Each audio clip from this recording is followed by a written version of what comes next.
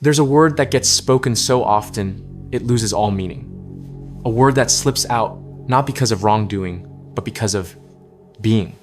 Sorry, can I ask you something? Sorry, am I bothering you? Sorry if I'm talking too much. Sorry, maybe I misunderstood. For some people, sorry isn't an expression of regret, it's a request for permission to exist. And here's the thing, this isn't really about low self-esteem or lack of confidence. It's something far deeper than that. It's an emotional survival mechanism forged a long time ago, back when apologizing was the only way to feel safe. This video is about why some people apologize for almost everything, and how this pattern, which once protected them, now erodes their very presence. Let's talk about it.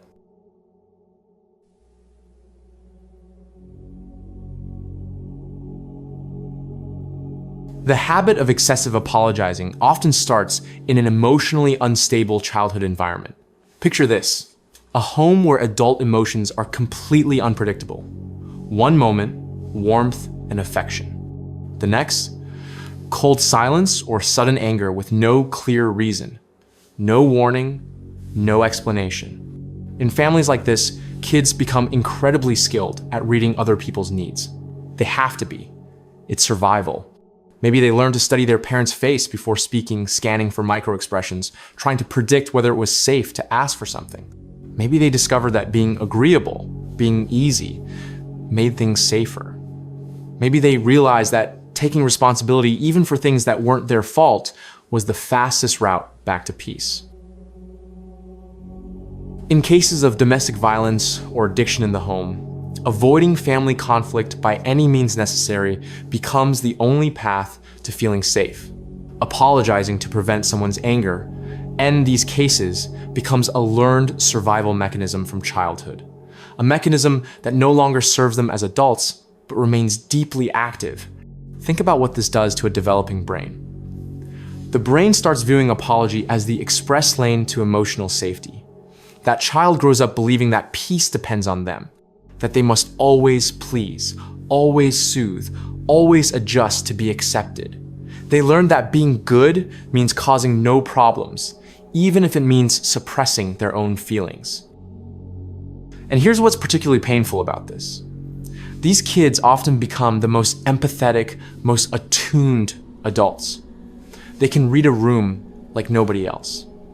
They know exactly what people need. But that hypervigilance, that constant monitoring, it comes at a cost.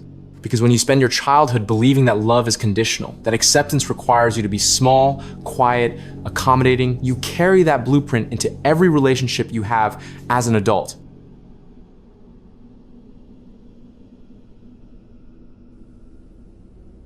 So let's talk about what this looks like in practice. People who over-apologize are usually incredibly sensitive to shifts in others' emotions, tone of voice, facial expressions, tiny silences that most people wouldn't even notice. They can sense tension in a room before anyone else realizes it's there. And here's the kicker. They feel responsible for that tension, even when it has nothing to do with them. This is what I call emotional hyper-responsibility. The feeling that you are obligated to manage everyone else's feelings.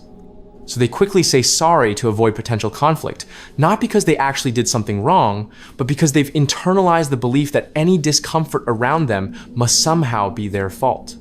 This isn't just lacking confidence. It's a deeply ingrained pattern where they've built their entire identity around being the easy one, the one who doesn't cause problems. But here's what happens over time. This identity becomes a subtle prison.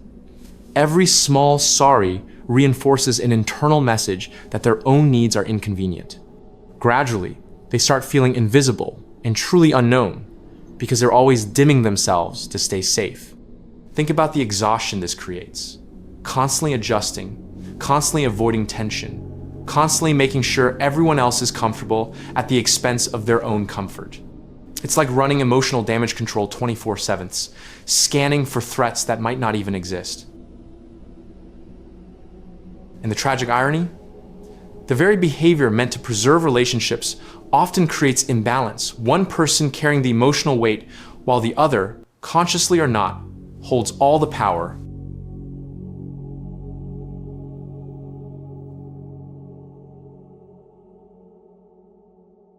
There's something deeply tragic that happens when you apologize too much. The word itself starts to lose meaning. Your brain begins struggling to distinguish between genuine mistakes and just existing normally. But it goes deeper than that. This pattern is often rooted in shame that's become attached to self-worth. Shame whispers, "I am a bad person." Not "I did something bad," but "I am bad."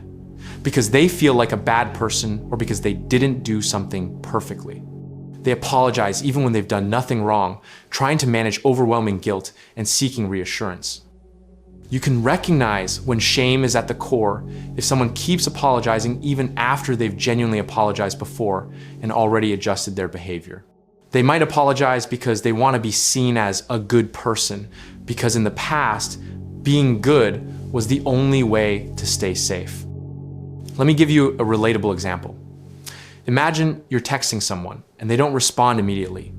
An over-apologizer's brain goes, "Did I say something wrong? Are they mad? Should I apologize?" They're already crafting the "sorry if that came across wrong" message before there's any evidence anything is actually wrong. Or picture this. You're in a meeting and you have a genuine question, but before asking it, you prefix it with, "Sorry, this might be a stupid question." You're apologizing for participating, for taking up space, for having a need. Over time, this creates a profound loss of self-clarity. People start doubting their own thoughts, doubting their right to speak, doubting whether their needs are even valid. They become disconnected from their own internal compass because they've spent so long calibrating everything to other people's responses. And here's what's particularly insidious. This often happens in good relationships too, not just toxic ones. Because once you've learned this pattern, you bring it everywhere, to friendships, to romantic relationships, to work. You create inequality even when the other person never asked for it.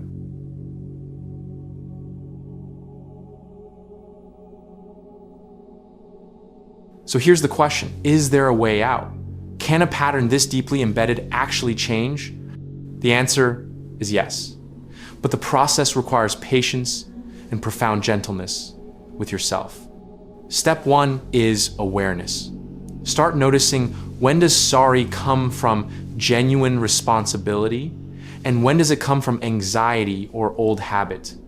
Sometimes it's enough to just pause before saying sorry, to ask yourself, did I actually do something wrong or am I just afraid of making someone uncomfortable? This pause is revolutionary. It's the moment where you interrupt the automatic pattern and create space for choice. Step two is learning to tolerate discomfort. This might be the hardest part, accepting tension, silence, or uncertainty without immediately trying to fix it.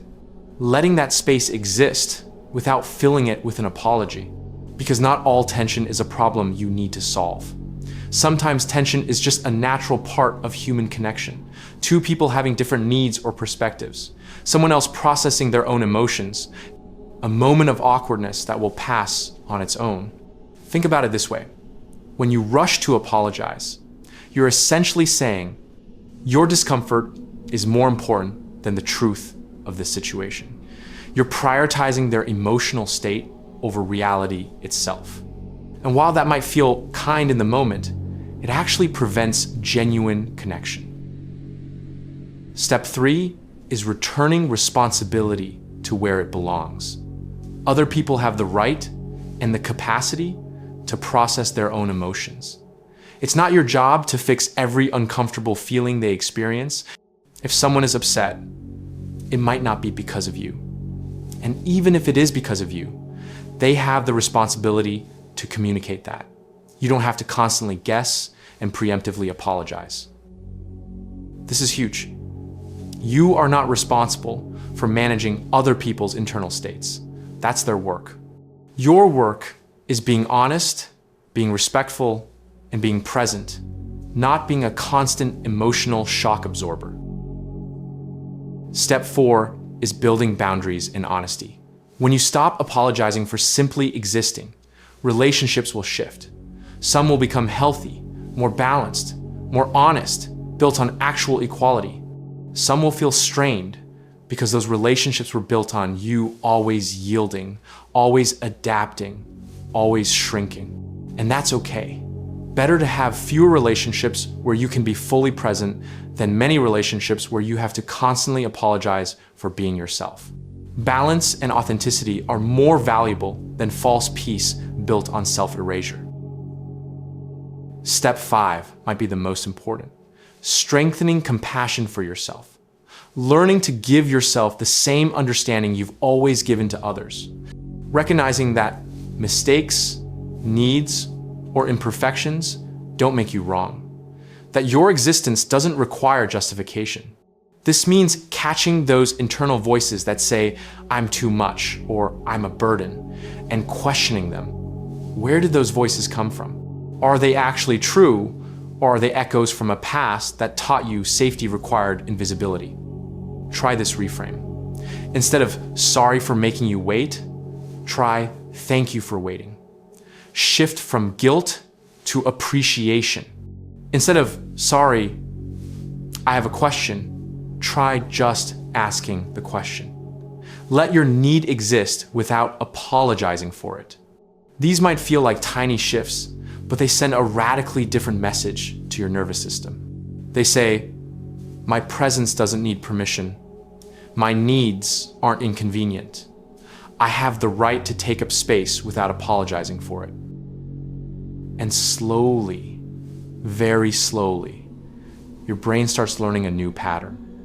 That safety doesn't have to be purchased with self-erasure. That love doesn't have to be earned by constantly yielding. That healthy relationships are ones where both people can be fully present without one person having to disappear for the other to feel comfortable.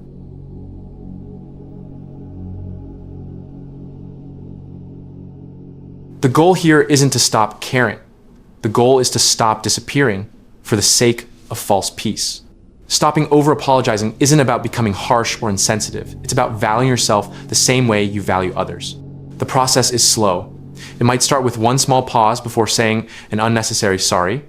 It might start with letting silence be silent without filling it with apology. It might start with saying, "Thank you for your patience," instead of "sorry for the inconvenience."